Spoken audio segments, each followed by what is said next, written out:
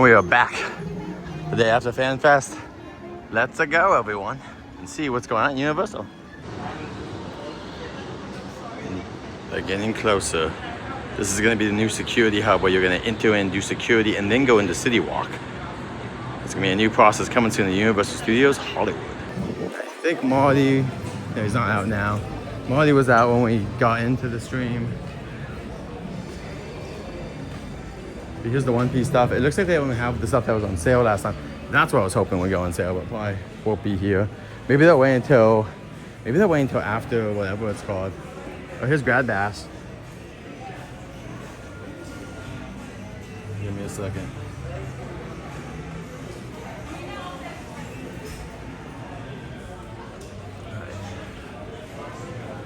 Grad Bash.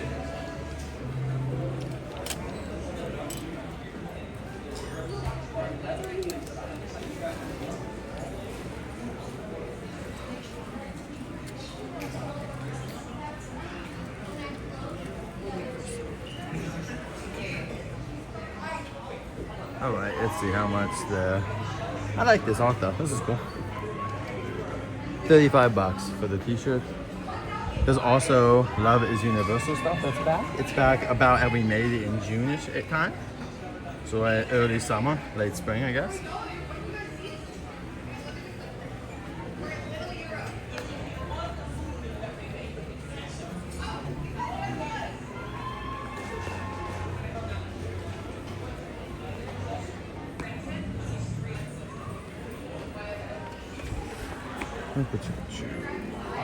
All that stuff.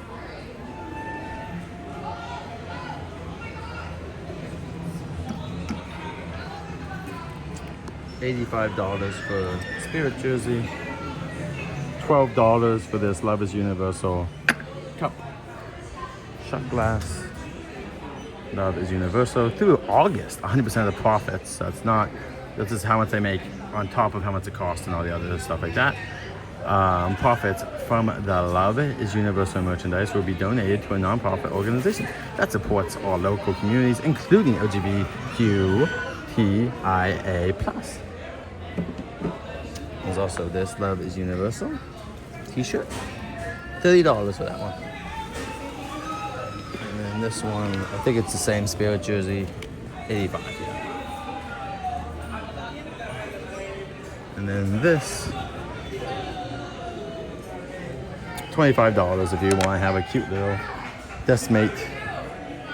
There's also these. I actually like the back of these a lot, the Universal stuff on the back. This is like an ornament. I don't think it's a keychain, I think it's an ornament. I'm not seeing a price, but I'm gonna guess around $12, give or take. Let's see what these cost. 16, so 12 to 16 probably. It's cute. 15. Woo, that's stretchy.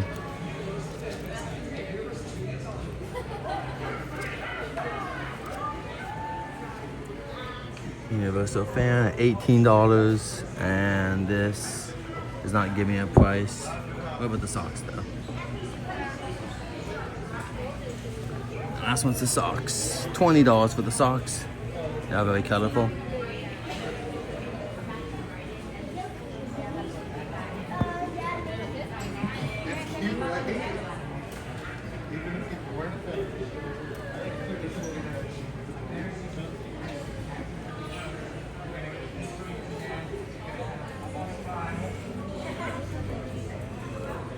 Alright, so yeah, that's all the merchandise for this collection. Let's go check out what's on. There's FanFest stuff, but I don't think most of it's on sale. I think it's just the generic stuff still is on sale. So we can look at that in a second. Let's go see what else is on sale before we move on. No, I'll be here for this a little bit. I'm not sure when I'll leave, but not gonna be here forever. Oh, the Simpsons stuff's at $20.70.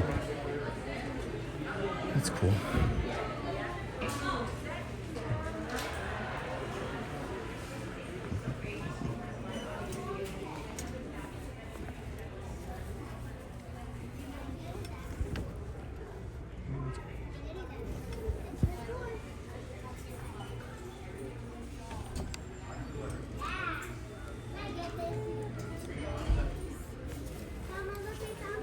Woody Woodpecker. This is what you want.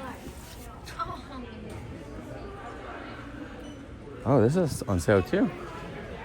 This is a bunch of merchandise on sale. I'm not gonna look through it all. Oh, I want the bag. That's cute. How much is the bag? Yellow was only 32. Okay, yeah, that's good to know. This is 30% off. So it is cheaper, but there is stuff that's not gonna be like super. These are super cute.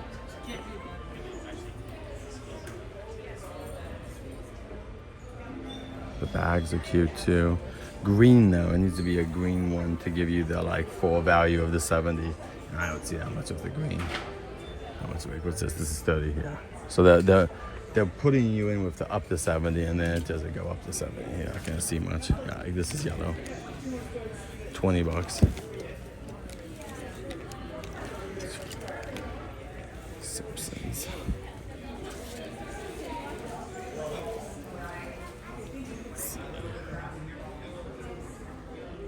Bioflowers only.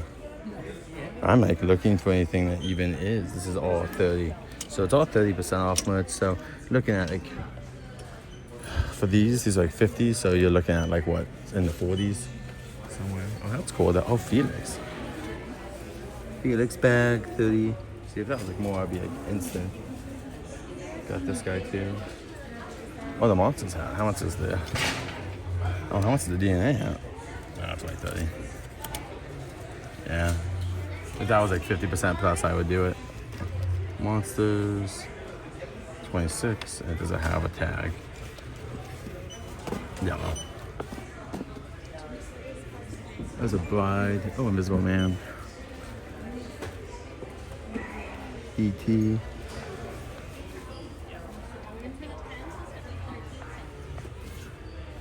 $35. See, if this was 50, I would definitely buy it because that's super cute. Felix 2 in a bag. This is a good stuffed animal for him. How much is this one? No price off, so 30 is my guess. Cute though. But yeah, nothing that I can see that's even after 70. So good, but could be a little bit better. Welcome in, A. Good to see you, friend. Hope you're doing well. Thank you so much for joining us, everyone. We're gonna go watch Waterwood in a little bit. We're just looking at some merch since we had a second. We saw the Scooby Gang a minute ago. Or should I say Daphne and Freddy. Creature. See, this was like 50% too. Oh my. But yeah, right now, none of this is on sale. Just the generic. So just this stuff is on sale. These are $20. So the jackets are $20 right now. These hats now, $30 down to probably 70% off. I mean, what is that? They're pretty cheap, less than 10 bucks for sure. 9-ish? No, I'm wrong. If 100% would be that, it'd be like 3, so it'd be $9. 9 bucks, yeah, about 9 bucks, I think. For that, and then this is saying it's $4. This is a glow up bracelet you can get. More of the awesome jackets. I'm wearing this t-shirt currently. Not the water deep stuff is not on sale yet. I actually would be a little bit more inconsiderate. I don't think this is on sale. This is just what they have left in stock. So they're not desperate yet. They'll probably wait till after next weekend. That's probably what they're waiting for, is after next weekend. That's when the sale will probably start. And if you're like, do you really think so? I'm like, probably, because what they're doing is that there's gonna be a holiday right now. So they're just like waiting. I don't see the t-shirt though here. Doesn't mean there isn't a t-shirt. It just means that there is it. I mean, yeah, I can see the jacket, but I'm not seeing the t-shirt right now. Anyway. This is more Fanta stuff. Yeah, I'm not seeing the t-shirt, so maybe the t-shirt they sold out of. But the merch will probably not go on sale for too long. So if we get lucky and come next Monday, we might get lucky and it'll be on sale that day. But I think it's gonna be after that, unfortunately. I think that if they still have a lot of stock, they'll put all of it in one area and then they'll start putting stuff on sale. But I don't think they need to yet because they have so much stock. And it's about to be a 3-day weekend. Vacationers will be here.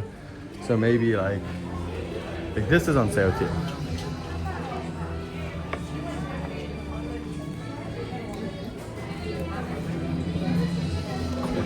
So if you need a couple of these for like a haunted house you're making, this is probably the time to do it. But yeah, all the Yoshi stuff's not on sale.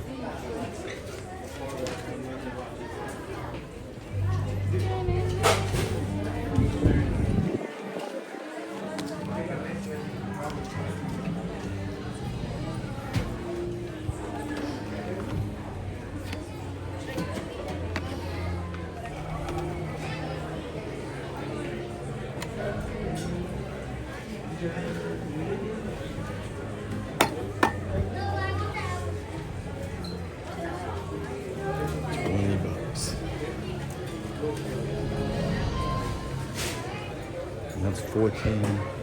How much is the pen? Pen's also 14. They also have the t-shirt. The t-shirt's on sale. T-shirts are $30, so they're like 9-ish, I think, right? Somewhere around there. But yeah, none of the Yoshi stuff's on sale. All right, everyone, if you came in for all the like merchandise and shopping and whatnot, that was it. We are done now. I'm now just going to throw some stuff on from the tram here just because it's a fun time. I'll throw on some locations here and whatnot, and also some goats that were here that I was lucky enough to already kind of be filming without even knowing it.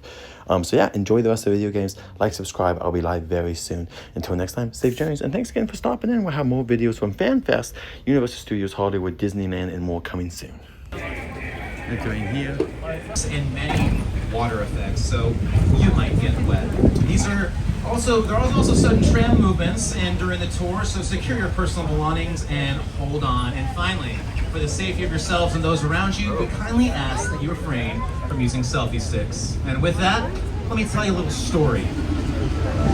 It all began March 15th, 1915. Our founder, Carl Laemmle, opened the doors to Universal City, an entire city devoted to the then new art form of filmmaking. He allowed guests to walk from set to set, marveling at movies being made right in front of their eyes. Speaking of one of my favorite movies ever, we are rounding the corner into probably my most cherished part of the entire backlot, and I'm sure that includes many of you out there as well. Welcome to Courthouse Square, otherwise known as Hill Valley from Back to the Future, Parts 1 and 2. And folks, that is indeed the clock tower, where in 1955, Dr. Emmett Brown helped Marty McFly harness the power of a lightning bolt to help send him back to his future of 1989. And here to tell you a little bit more about that is one of the writers and producers of Back to the Future, Bob Gale, not to mention Doc Brown himself, Christopher Lloyd. It was actually the back lot of Courthouse Square that inspired the entire climax of Back to the Future. I had seen something on the clock tower on that ledge. It was a ledge about that wide. And I was standing inside and looking at the ledge, and I already had vertigo. I just thought, there's no way in the world, no way I'm going to stand on that. I was up there for quite a while. Of course, I had a cable.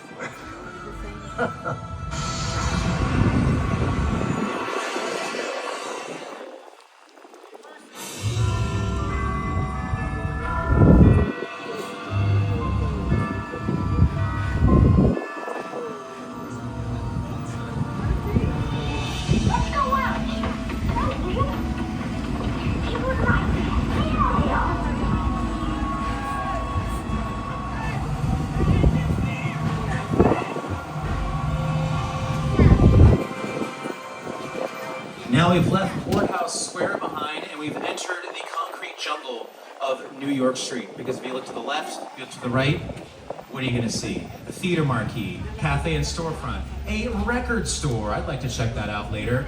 But look, even though New York is the place that is most often associated with this place, again, it can really serve as any metropolitan backdrop. But typically, for the streets of New York, a lot of studios love to come here because the buildings just give off that kind of Big Apple sort of vibe. And you know, somebody who knows a thing or two about the Big Apple is our good friend Jimmy Fallon. Hey everyone, welcome to New York! I got my start right here in New York on Saturday Night Live. This is actually my old neighborhood. Once got mugged over there by an old woman. Tough lady.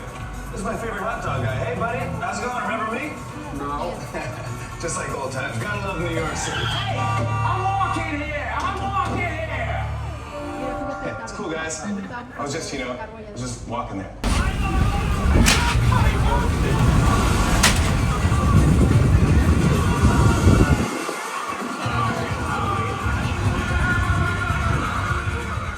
National treasure Paul Giamatti. Now, folks, we've crossed the Rio Grande from Old Mexico and we are about to enter the Old West of Six Points. Not only one of the oldest and more historic areas of Universal City, but truly all of Hollywood.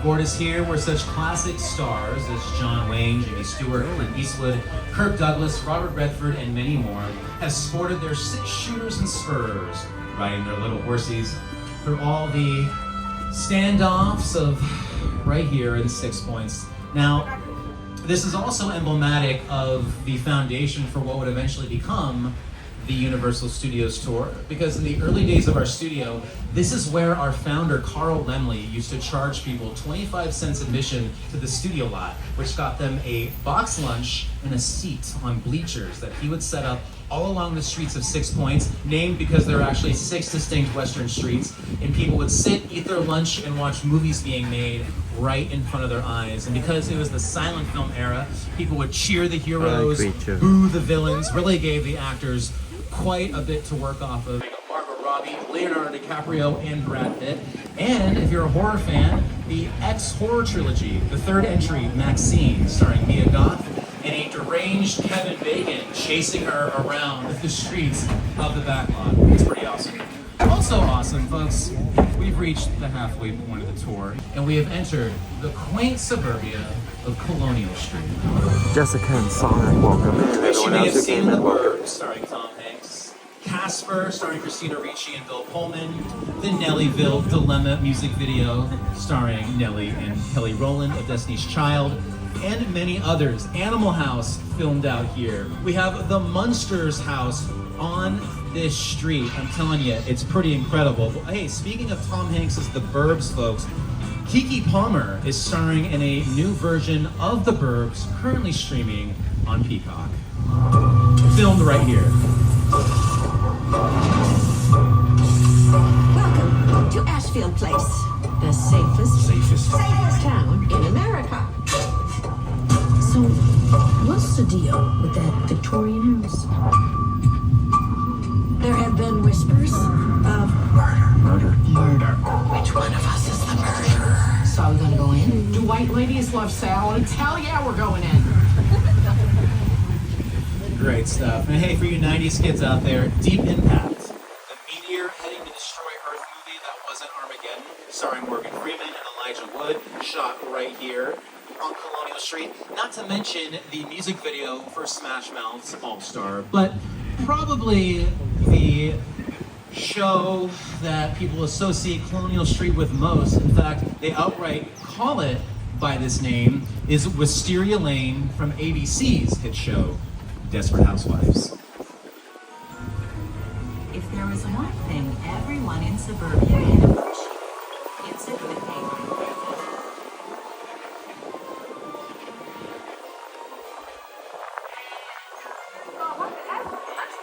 Goats.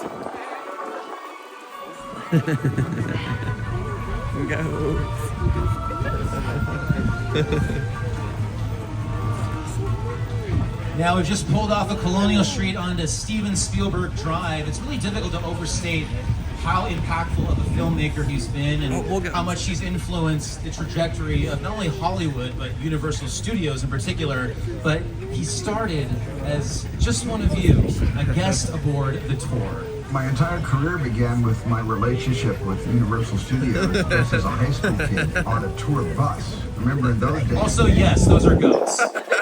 We need them to chew off the foliage and plant life that has grown this spring. Brand new buses, Great Line tour bus, and I was so excited and thrilled to be on the lot. It was my first time ever on a movie studio lot. And during a bathroom break, I hid in the bathroom, and when everybody left to get back on the bus, I waited another 15 minutes until I'm sure the bus left, and then I had the entire lot to myself that day. And that is in no way an endorsement from Steven Spielberg to hop off the tram. Please remain seated. But hey, finally, folks, have a wonderful rest of your day here at Universal Studios Hollywood.